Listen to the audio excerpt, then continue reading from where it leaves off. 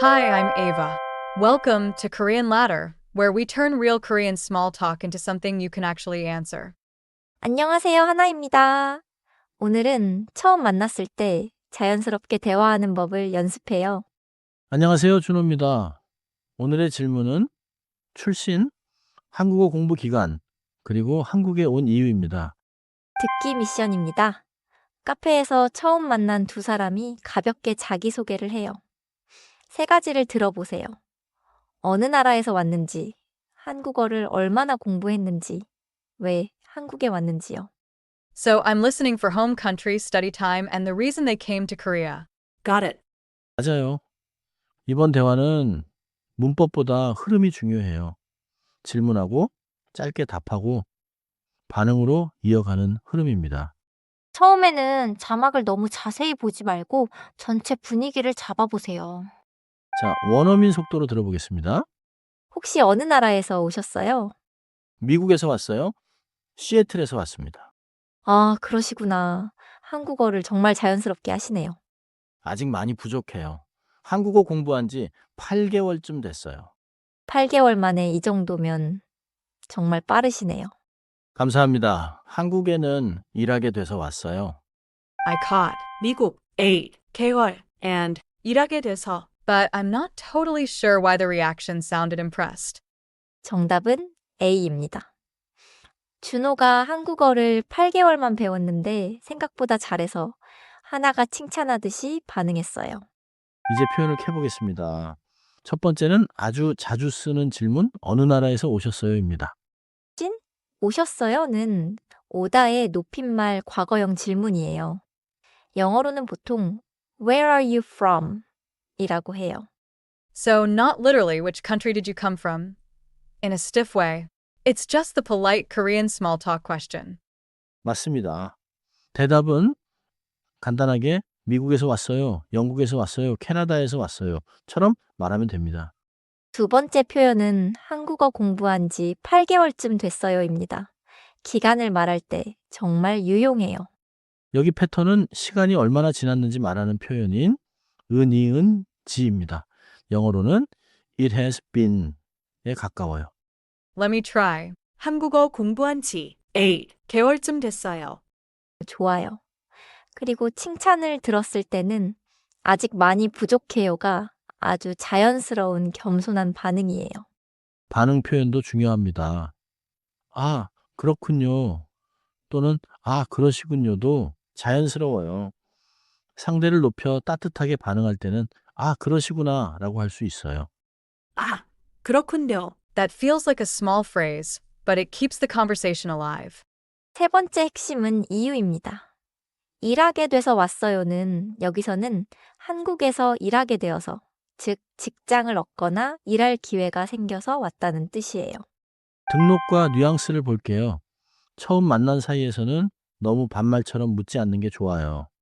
So if I say, 너 어느 나라 사람이야? To someone I just met, that's too direct, right?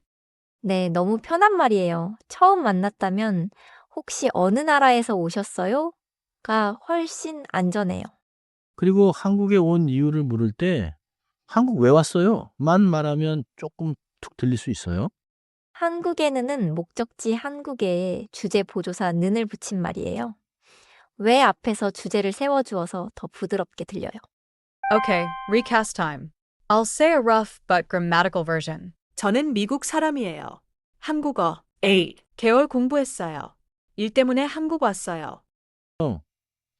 자연스럽게 바꾸면 이렇게 됩니다. 미국에서 왔고 한국어 공부한 지 8개월쯤 됐어요. 한국에는 일하게 돼서 왔어요. 이유는 간단합니다. 어느 나라에서 오셨어요? 에는 나라에서 왔어요로 답하면 자연스러워요. 기간은 공부한지를 넣으면 훨씬 정확합니다. 이제 같은 상황을 조금 더 자연스럽게 다시 들어보세요. 이번에는 한두 문장이 업그레이드 됩니다. 혹시 어느 나라에서 오셨어요? 미국에서 왔고 오기 전에는 시애틀에 살았어요. 네, 아, 그렇군요. 한국어를 정말 자연스럽게 하시네요. 아직 많이 부족해요. 한국어 공부한 지 8개월쯤 됐어요.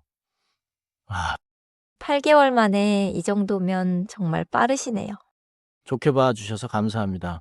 한국에는 일하게 돼서 왔어요. That second pass felt smoother. 오기 전에는 시애틀에 살았어요. Sounds way better than repeating. 왔어요. twice. 맞아요. 칭찬을 받으면 짧게, 겸손하게 받아들이고 정보를 이어가면 좋아요. 이제 토픽 스타일 문제입니다. 전체 뜻과 중요한 세부 정보를 같이 확인하세요. I choose B. He studied Korean for about 8 months and came because he got work or a work opportunity in Korea. 정답입니다. A는 오래 배웠고 여행하러 왔다고 해서 틀렸고, C는 하나가 부족하다고 말한 게 아니라 칭찬한 거예요. 이제 말하기로 옮겨봅시다. 틀을 하나만 기억하세요. 나라, 공부기간, 온 이유 순서입니다. 예를 들어, 나라 칸에는 영국, 기간 칸에는 6개월쯤, 이유 칸에는 여행을 넣으면 이렇게 됩니다. Let me try the full response. 영국에서 왔고 한국어 공부한 지 6개월쯤 됐어요. 한국에는 여행하러 왔어요. 좋아요. 아주 자연스러워요.